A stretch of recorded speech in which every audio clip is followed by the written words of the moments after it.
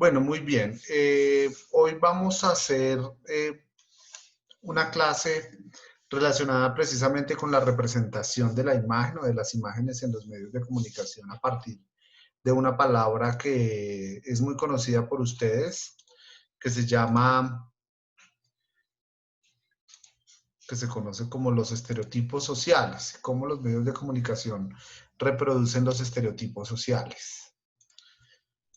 Se convierte inclusive en un discurso de reproducción y de repetición en la sociedad gracias a los medios de comunicación.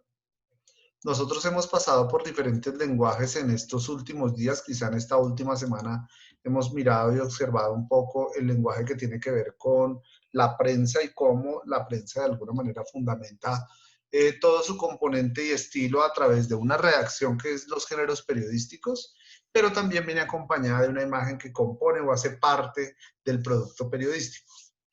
Y también hemos visto un poco el lenguaje sonoro, el lenguaje radiofónico y cómo de alguna manera a través de ese lenguaje nosotros podemos transmitir unas sensaciones y unas emociones al radio escucha. Y el lector pues obviamente tiene también toda una serie de componentes que hacen que se encuentre con el escritor o que se encuentre con quien o que se encuentre con quien escribe ese tipo de información.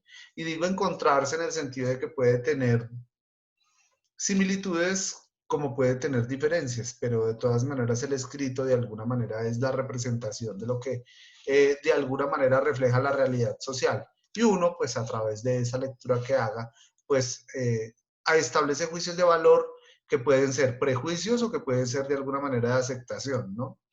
Los estereotipos sociales o los estereotipos de alguna manera están enquilosados en la sociedad y hacen parte de la construcción social. ¿Y cómo hacen parte de la construcción social? Pues a partir precisamente de los prejuicios que se tienen de la sociedad. Uno de los prejuicios, por ejemplo, más comunes en la historia desde las civilizaciones tiene que ver precisamente con la diferencia del otro. El otro que es diferente a mí.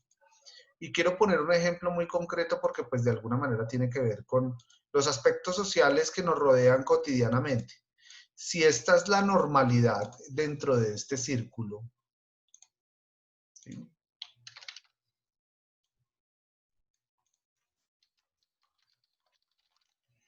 Lo que está fuera del círculo, pues obviamente es anormal, como los títulos. Yo no sé si ustedes habrán escuchado a Michel Foucault. Michel Foucault escribió un libro que se llama Los Anormales. ¿Coloco el nombre del autor?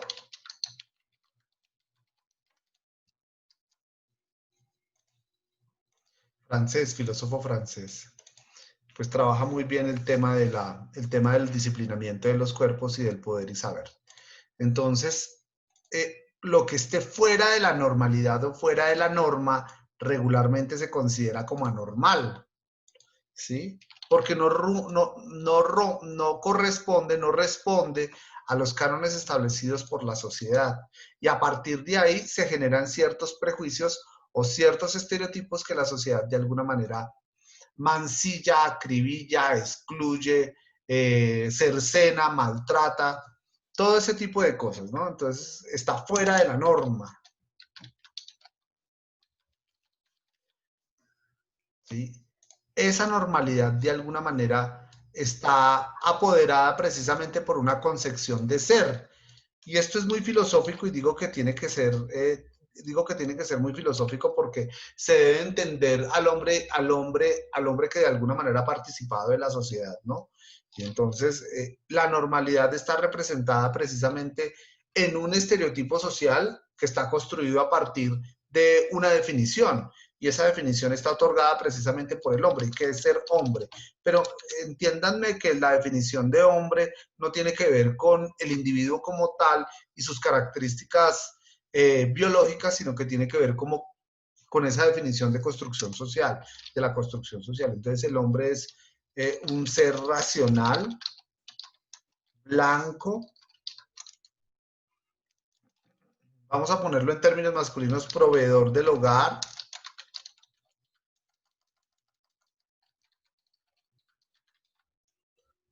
¿sí? Representante de la masa muscular,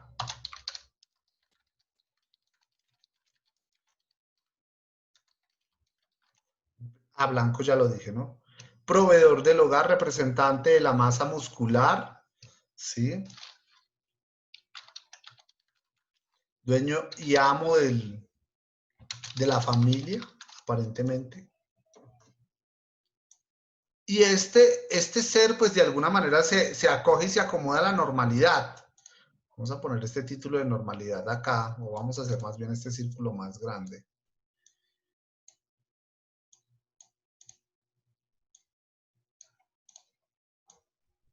¿Están viendo la pantalla? Sí, Sí, señor. señor. Sí, señor. Bueno, muy bien. Yo los invito a que por favor estemos muy pendientes de esta parte porque regularmente uno cuando escribe no se fija precisamente en quien lee. Uno parece ser que tiene la opinión sobre algo y de alguna manera uno no piensa en los demás, ¿sí? Entonces es muy triste ser excluyente en la escritura. Y el hecho simplemente de que nosotros tengamos la posibilidad de educarnos ya nos hace excluyentes. ¿Sí? Ya tenemos un privilegio y gozamos de una mirada desde el privilegio, ¿no? Es muy distinto contar la realidad en la ciudad, la realidad de violencia, por ejemplo, en la ciudad, a contar la realidad de la violencia desde las zonas rurales. Entonces, por eso es importante ser uno cuidadoso del lenguaje. Esto va en términos precisamente de ser cuidadosos en el lenguaje para no excluir, para tratar de no excluir. Digo tratar porque pues es imposible también tener contento a todo el mundo, pero sí hay que tratar de serlo.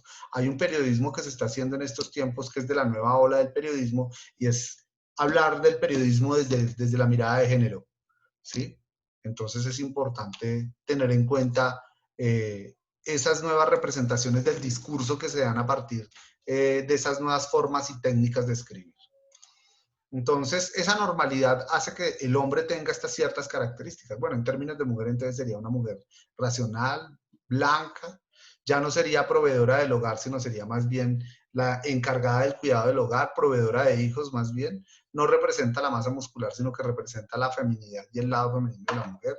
Es dueña y señora también del hogar y de la familia, porque representa la constitución o la concepción de familia que está otorgada precisamente en la mujer. Y regularmente hay una mirada bastante excluyente de la mujer del hombre, ¿no? Es que la mujer es el complemento de la mujer. Ustedes tienen que borrar ese concepto porque la mujer no es complemento del hombre, son conceptos totalmente diferentes. Lo que está dentro de esta normalidad, pues se cobija o se tapa de alguna manera frente al escudo de la normalidad y esa normalidad, pues cuando se rompe, está fuera de ella y esos son los anormales. Y los anormales pueden darse en diferentes sentidos. Miremoslo desde el punto de vista de las condiciones de los seres humanos. Uno, lo que está fuera de la norma, si el blanco está dentro de la normalidad, lo que está fuera de lo normal, ¿cómo sería? ¿Qué color tendría? Negro. Ayúdenme. Muy bien, el negro. El blanco está adentro, el negro está afuera. Entonces decimos que es un ser racional. Si la normalidad está dentro de ser un ser racional, lo anormal, ¿qué sería? Irracional. Totalmente irracional, ¿sí? Cuando hay un acto, por ejemplo, de agresión o un mal comportamiento, regularmente lo relacionan con la irracionalidad, ¿sí? Y parten del prejuicio sin saber si de pronto pudo haber sido una reacción en defensa, por ejemplo. Bueno, muy bien. ¿Qué otro tipo de personas estarían fuera de la normalidad? Que serían anormales. ¿Cuáles? Los que no les gusta tener familia. ¿Puede ser? Sí, bueno, los indígenas, ¿cuáles los que no les gusta tener familia? Bueno, solitarios, quizá. Los homosexuales. Muy bien, vamos a ponerlo mucho más grande, LGBTI, ¿sí? Como para poner toda la comunidad. Inclusive ya hay una concepción sobre la comunidad, ¿no? Ya no se le llama comunidad, sino es un sector. Es un sector. Listo, ¿qué más? Está fuera de la norma.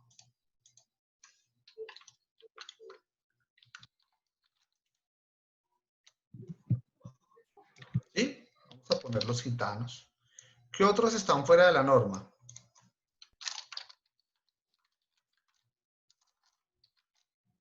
De pronto las personas de raza negra.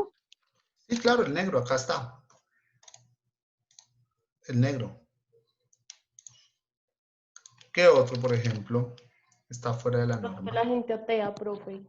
Bueno, muy bien, sí, qué bueno. La normalidad es que pertenezca a alguna religión. Y si es católica, aún más, ¿no? Entonces vamos a poner los ateos. Ateos, agnósticos. Bueno, ¿saben quiénes son los agnósticos? Sí. Sí, profe, los Sí. que creen en algo, pero pues más no en sí, como en un dios, nomás que se basan como en el tema, digamos, que ya es más como energía o cosas así, Sí. pero no bueno, como una religión o algo así. sí, no están apegados a la religión, sino que más bien creen un Dios a su manera. A su manera. Son agnósticos. Muy bien. ¿Qué otros pueden estar fuera de la norma? Los terroristas. Sí, sí, pero eso ya riñe con toda la norma, quizá. Toca ponerlos muy de lejos para que no estén como tan de cerca porque los equiparamos a estos. Pero no lo voy a poner como terroristas, te lo voy a apoyar de otra manera. No todo musulmán es terrorista. Sí hay musulmanes radicales, pero no todo musulmán es terrorista. Ni todo colombiano es narcotraficante. Las mujeres, a pesar de que haga parte de la normalidad, hay una parte de la mujer que es excluida.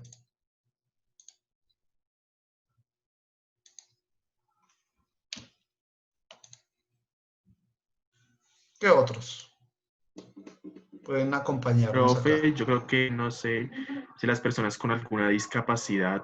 Acá están los discapacitados. Perfecto, muy Ok, bien. no me he dado cuenta. Bueno, creo que tenemos suficiente material, ¿no? El pensamiento del exterior sobre Latinoamérica. Bueno, sí, sí, vamos a ponerlo como que, a ver, sí, claro, nosotros somos colonizados, existe la colonialidad y pues hacemos parte de la anormalidad. Es decir, si nosotros ponemos acá que lo normal es ser europeo, lo anormal, ¿qué sería? ¿Ser latino? No sé. Ser latino.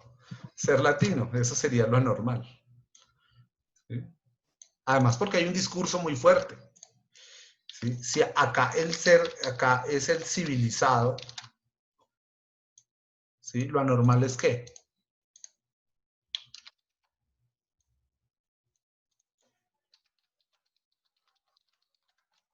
Es el incivilizado. ¿Sí?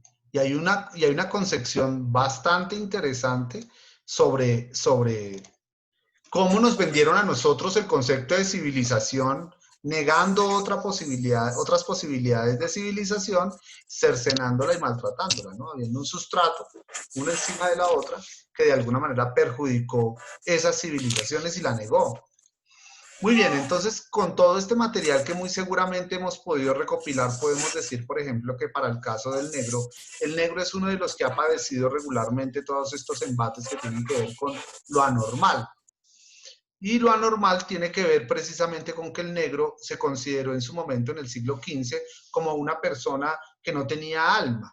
Entonces voy a colocar otra diapositiva y hay un estudio muy interesante que comienza en el siglo XX con la civilización o con esas conquistas, con ese proceso de conquista y, perdónenme, con ese proceso de conquista y fue a partir del discurso del experto. Por eso les digo que tienen que ser muy cuidadosos al momento de escribir, porque el discurso del experto se convierte en un discurso que de alguna manera otorga privilegio y otorga poder. Sí, el caso del COVID, yo no sé si en esta clase comentamos sobre el caso del COVID o el caso del SIDA, con el discurso del experto. Ustedes me ayudan, por favor, a hacer memoria. Entonces, el ser negro en el siglo XV era de alguna manera, pongámoslo entre comillas, un pecado, porque pues el negro se consideraba que no tenía alma. ¿En dónde viene el discurso del experto? Quiero hacer ese paréntesis acá con el discurso del experto.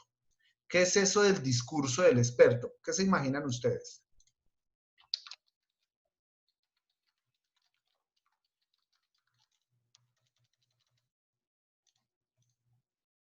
¿Qué se imaginan que puede ser el discurso del experto?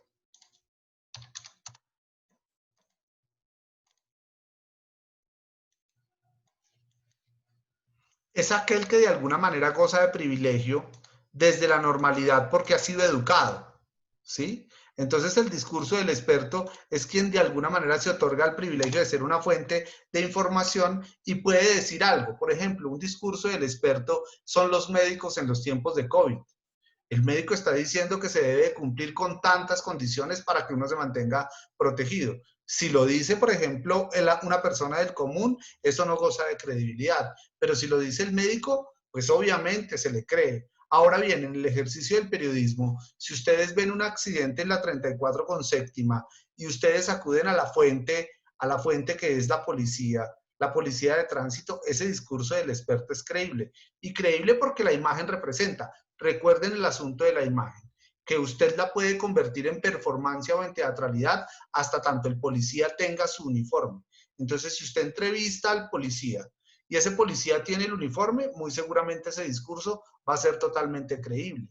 Pero si lo dice la señora de la tienda, de la chaza que está ahí enseguida, en toda la esquina, no queda uno tan convencido. Ese se convierte en un discurso o se convierte más bien en una fuente, en el ejercicio periodístico, en una fuente de apoyo. Pero aquí la fuente real o la fuente primaria en una situación de esas es el policía o es la autoridad que está identificada con una chaqueta en estos tiempos, ¿sí? Ese es el lugar o el goce del privilegio que tiene el experto a través de su discurso. Pues bien, hay una ciencia que inclusive está apoyada por la ciencia. Hay una ciencia que es la eugenesia. ¿Francis está?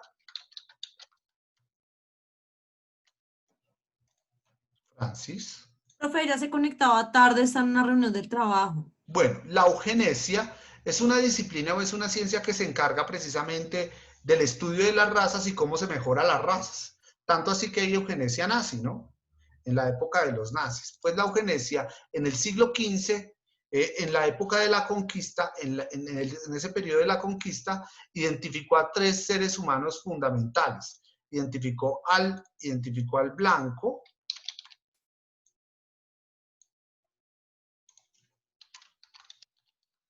¿sí? Voy a hacerlo acá. Identificó al indígena, identificó al negro.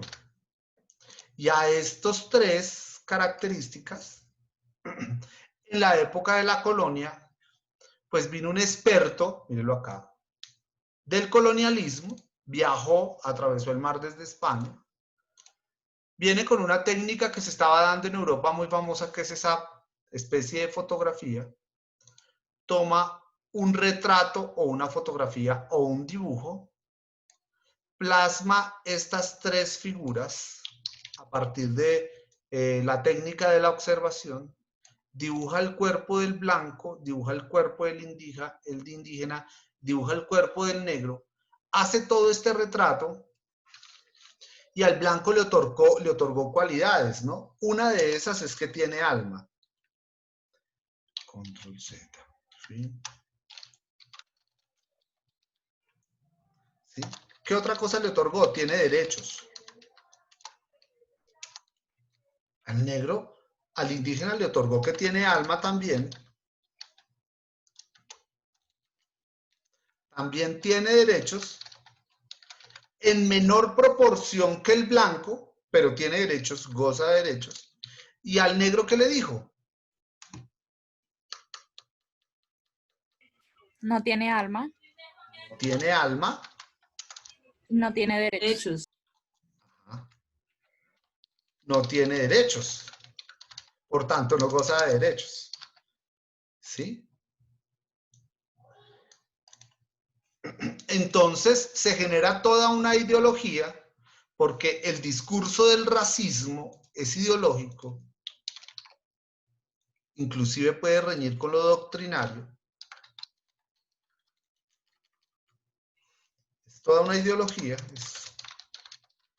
Entonces imagínense ustedes que este discurso del experto, ese científico social, ese político, esa persona,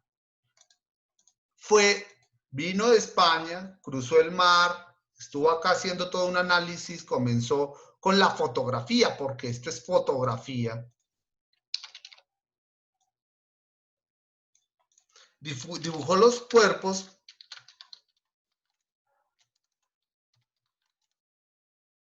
del blanco, del indígena y del negro. Y aparte de eso le otorga cualidades, se devuelve nuevamente a Europa, lleva esta fotografía con esas cualidades y dice que el negro no tiene alma y que el negro no tiene derechos. Y nosotros de alguna manera comenzamos a ser civilizados sobre este discurso en el cual de alguna manera al negro se le otorgó estas características que inclusive se mantuvieron durante todo un buen tiempo, tanto así que Estados Unidos tuvo que hacer documentación para poder levantar el esclavismo y el racismo, pues esa civilización se encargó precisamente a través del discurso generar ¿qué? Generar un estereotipo ¿sobre quién? Sobre el negro. Gravísimo el discurso del experto. Muy grave el discurso del experto porque generó un prejuicio y no solo genera un prejuicio, sino que también genera un estereotipo que está enquilosado en nuestro cuerpo comunica. Entonces, el primer vehículo sígnico para poder constituir las civilizaciones, recuerden ustedes, son los signos o los símbolos. Y pues el cuerpo es un vehículo que comunica esos signos o esos símbolos. Y otorgarle el color, por ejemplo, a un negro o a un blanco y decir que no tiene alma y que no tiene derechos, pues obviamente se generó un estereotipo que está anquilosado en el racismo y el racismo resulta ser una ideología. Ese discurso del experto es gravísimo, es muy grave. Es muy grave como, por ejemplo, tener que leer los comentarios de la noticia de este fin de semana, perdónenme, de esta semana sobre la detención de Álvaro Uribe Vélez. El uribismo regularmente, yo no trato de no politizar las clases porque ahí es donde uno encuentra puntos diferentes o divergencias en los que de alguna manera uno trata de no caer para que la gente no vaya a pensar o las instituciones no pretendan pensar que uno está politizando o que está haciendo proselitismo político. Pero quiero no referirme sobre el caso de Uribe, sino sobre los comentarios a partir del caso de Uribe. Y uno de esos precisamente venía de un periodista y de un politólogo de la universidad, perdónenme, de Antioquia, en donde decía, debemos cambiar la Constitución. ¿Qué hay detrás de ese discurso del experto? Claro, debemos cambiar la Constitución, ¿para qué? Para beneficiar a la población o para beneficiar a alguien que hace parte de la población. Eso queda acá en la memoria. Entonces uno de alguna manera también trata de mirar desde dónde es que uno lanza ese discurso y desde dónde uno le otorga ese discurso, la posición de privilegio al discurso del experto. ¿Beneficiando qué? Hay una frase muy bonita que dice que tras de una mentira y una verdad siempre hay una buena oportunidad. Si usted dice una verdad es porque está buscando una buena oportunidad. Y si dice una mentira también está buscando una muy buena oportunidad. Entonces, el discurso del experto y el lugar que usted le dé a esas fuentes de las cuales usted pretende contar las historias, pues de alguna manera va a chocar o a reñir con los estereotipos. Mi invitación como profesional es que traten de no caer en los riesgos que implica la construcción discursiva al momento de hacer algún artículo y caer en los estereotipos sociales. ¿Sí? Uno de los estereotipos sociales, por ejemplo, es el discurso del experto, el discurso médico. En 1978 se habla del SIDA. Y el discurso del experto en su momento dijo, el SIDA se produce por la famosa teoría de que hubo alguien que tuvo relaciones con un mono en África, fue un hombre. E inicialmente esa enfermedad era exclusivamente de hombres homosexuales. ¿Sí? Acá lo pongo. Para 1985 Europa había evolucionado. Hay una película que se llama, una película de Rosa von Brauchen, quizá, que viene a Colombia en el 2001 y trae una película muy bonita con un título que se llama Los virus no saben de moral, en el año 85. el discurso del experto médico en su momento tuvo que cambiar porque las estadísticas que estaban mostrando era que no, esta enfermedad no era exclusiva de los hombres gays o de los hombres homosexuales. También era de las mujeres, niños, ancianos, adultos, pequeños o grandes.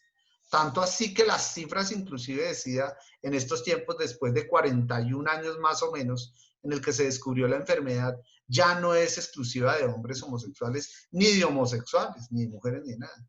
Ya es del común de las personas, de cualquier tipo de personas. El discurso del experto en su momento, cuando dice, no, esto es una enfermedad exclusiva de los hombres homosexuales, pues imagínense ustedes cómo de alguna manera se va a construir este andamiaje sobre la construcción discursiva en revistas especializadas. Pues todo el mundo piensa que los homosexuales son los portadores del SIDA. Tanto así que hay insultos sobre la homosexualidad. Y hay insultos no solo del hecho de ser homosexual, sino el insulto tiene que recaer sobre ese es un homosexual enfermo, y lo relacionan siempre con el SIDA. Y no todo homosexual tiene SIDA, ni toda persona tiene SIDA, ¿sí? Muy bien, ahora frente al tema del discurso de las mujeres.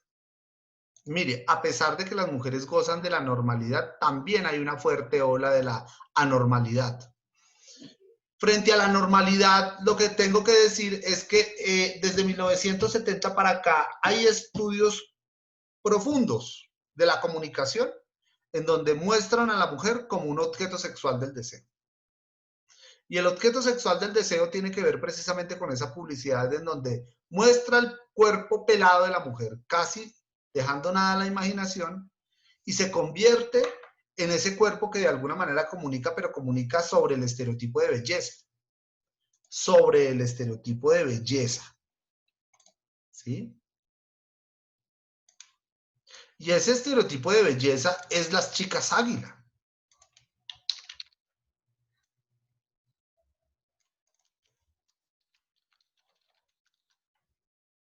¿Qué será belleza?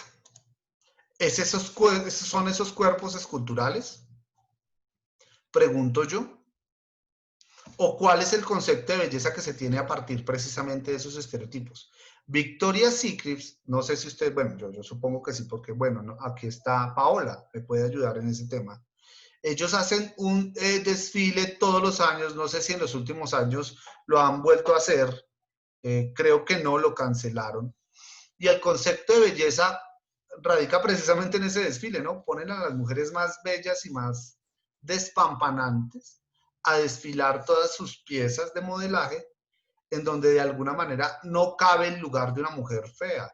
Y ahí es donde de alguna manera juega con el concepto de belleza. Ahora, ¿qué es bello? Voy a poner un ejemplo muy concreto. Vamos a poner el reinado de Colombia, el reinado nacional de Colombia, y ponemos a todas las representantes de los departamentos. Quizás si las ponemos todas en una sola fotografía, listos para la foto, ellas listas para la foto y ustedes con sus cámaras listas para disparar, pues muy seguramente van a decir, oiga, ella es bonita, ella no es tan bonita, ella, bueno, tiene bonito cuerpo, ella no, ella es muy alta, ella es muy bajita, ella es muy gordita, ella es muy delgadita, si ustedes las miran en conjunto. Pero si la miran una sola, solo por una, muy seguramente les va a cambiar ese concepto de belleza.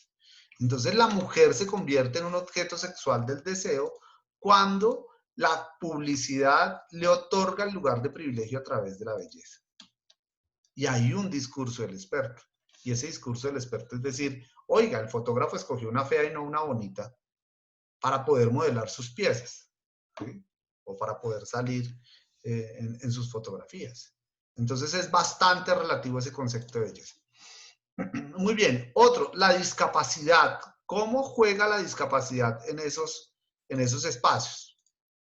Pero yo voy a aprovechar estos 6 minutos para devolverme un poco y vamos a mirar en la segunda clase la discapacidad, el concepto de civilización, ese concepto de latino que tiene que ver con la poscolonialidad, que me parece muy bonito para darle espacio precisamente al lugar del negro y al lugar de las mujeres. Vamos a empezar con un estudio que de alguna manera se hizo en México, un experimento social, como los llaman los comunicadores sociales ahora, un experimento social sobre el racismo. Yo estoy seguro que ustedes ya lo vieron. Me dicen, por favor, si están viendo la pantalla. No, señor. Profe, Ahora sí. Ahora sí. Este es un video de ¿Cuál es 3 el muñeco minutos. moreno? Este. ¿Y cuál Me es el cuentan muñeco si ya lo vieron, blanco? por favor. ¿Cuál muñeco es bonito? ¿Cuál muñeco es feo? ¿Cuál muñeco es malo? Ninguno. ¿Cuál muñeco es malo? Este. ¿Y por qué? Porque, bueno, este es moreno y este es blanco. ¿Cuál muñeco es feo? ¿Por qué? Porque a mí no me gusta el color café. ¿Cuál muñeco te gusta más? Este. ¿Cuál muñeco es bueno? Este. ¿Y por qué? Porque no me dan miedo los güeros porque tengo más confianza con un poco más así como este. No tengo mucha confianza. ¿Cuál muñeco es malo? ¿Por qué? No sé. ¿Cuál muñeco es feo? Este. No sé, es que me parece que está un poquito, ¿cómo te diría? Más moreno y no se ve tan blanco. Y no tiene mucho aspecto. ¿Por qué el muñeco blanco es bueno? Porque sus ojos son azules y todo su cuerpo es blanco. ¿Cuál muñeco es feo? ¿Por qué? Porque está negro. ¿Por qué ese muñeco es malo? Porque está café. ¿Y por qué que este café es malo? Porque pega. ¿Cuál muñeco te gusta más? Blanco. Porque sus ojos están bonitos y su raza también. ¿Cuál muñeco se parece más a ti? Un poquito a este. Es que soy un poquito güerita de mis piernitas y de mis aquí, de mi espalda y de mi carita y mis bracitos los tengo morenitos. ¿Cuál muñeco se parece más a ti? Este. ¿En qué?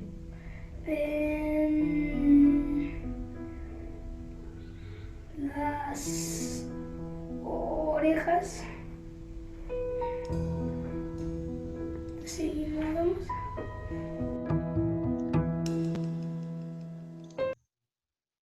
Bueno, muy bien, frente al video. No sé si ustedes lo habrán visto. Sí, profe, pues yo lo vi, pero acá lo hicieron en Bogotá hace como 3 meses o 2 meses, no hace poco. Sí, En Los Informantes también lo hicieron. en los informantes mostraron, yo no sé si habrán hecho con los mismos niños o con otros niños, pero sí sé que No, lo con mostraron, otros. que lo mostraron también como un ejercicio de noticias en algún momento. Y claro, en Colombia también trataron de hacer ese mismo ejercicio y lo hicieron muy bien. Y cómo de alguna manera les digo que el discurso del experto está anquilosado en la piel, en nuestra piel.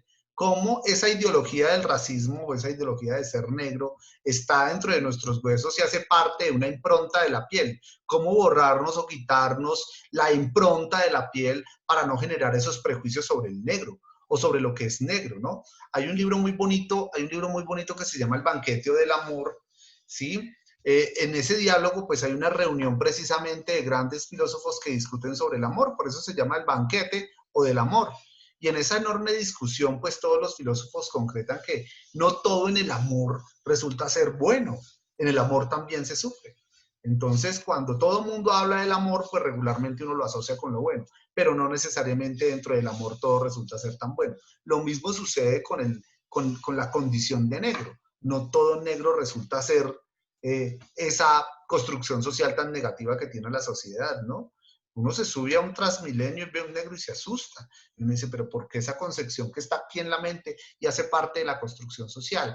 Es importante que la argumentación que ustedes hagan o que la construcción argumentativa cuando comiencen a escribir y lo hagan, pues trate de fijarse en esos estereotipos sociales precisamente para no pecar y ser unos reproductores del discurso negativo y del discurso social que discrimina a otros, que discrimina a ese otro que es totalmente negado por mí, porque yo en mi lugar de privilegio me considero normal, pero de alguna manera gozo del desprestigio de ser anormal también, por ejemplo, por mi pobreza, quizá, ¿sí? Muy bien, en la siguiente sesión, que la voy a programar a las 7 de la noche, vamos a ver todo lo relacionado con la discriminación de la mujer y cómo los medios utilizan la mujer o el discurso de mujer a través de la fotografía. ¿Les parece? Sí, Sí, señor. señor. Muy bien, ya nos vemos. Gracias.